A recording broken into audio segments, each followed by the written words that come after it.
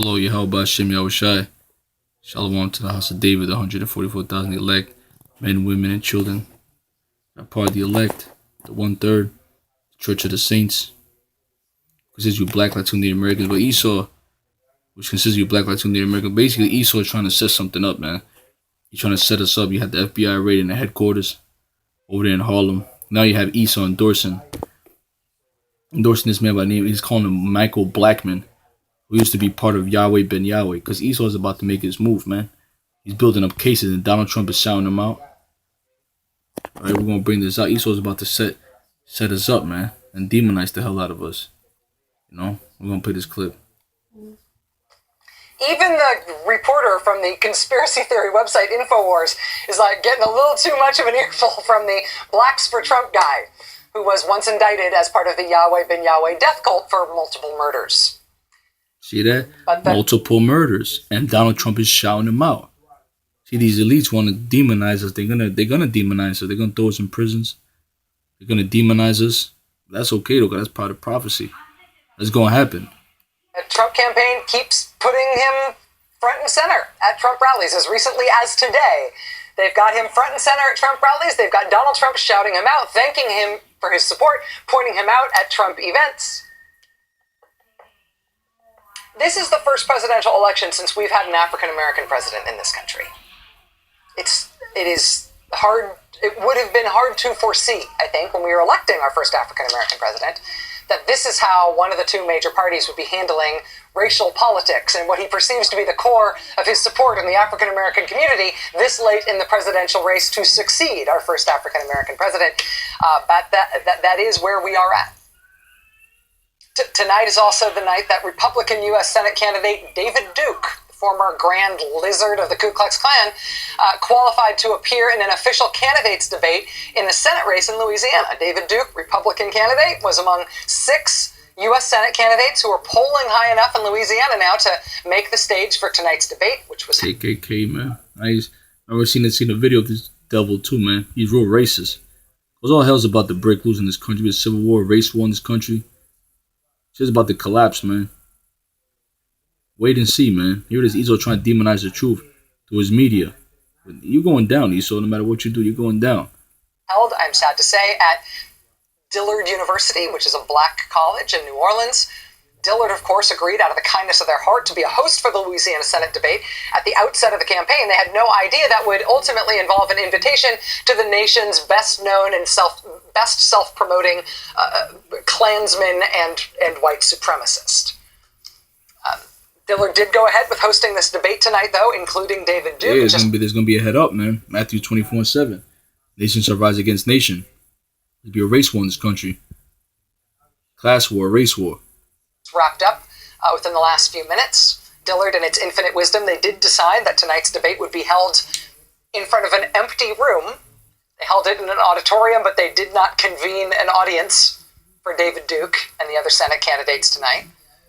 I should tell you there were plenty of protesters at Dillard tonight who would have been very happy to get themselves in there had they been let in, but they were not let in. There are some reports that protesters outside the debate tonight were tear-gassed by police.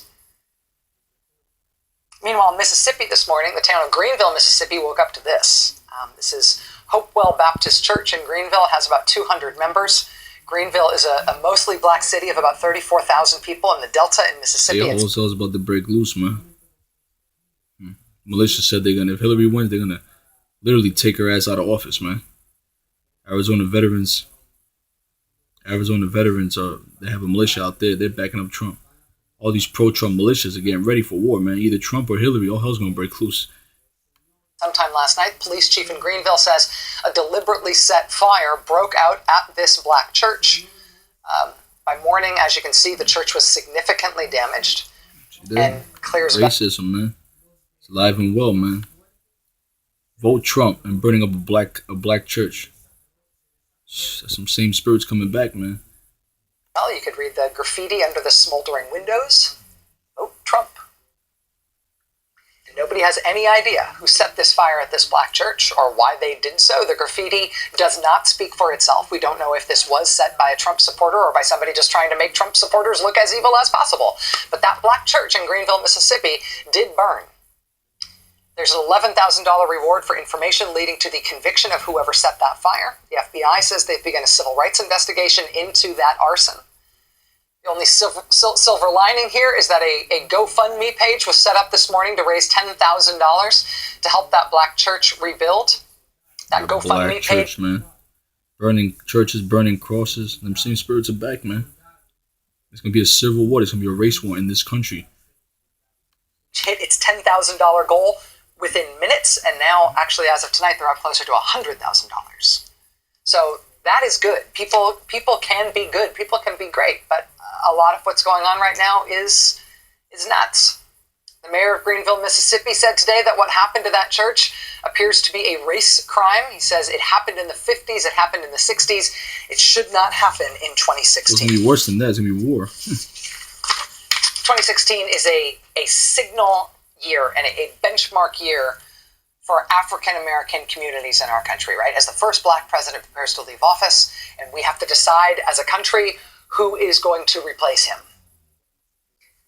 And this kind of nonsense, this kind of curdled, toxic nonsense is not what anybody would have expected we'd be dealing with in the last 6 days of this presidential campaign, but it is, in fact, what we've got today.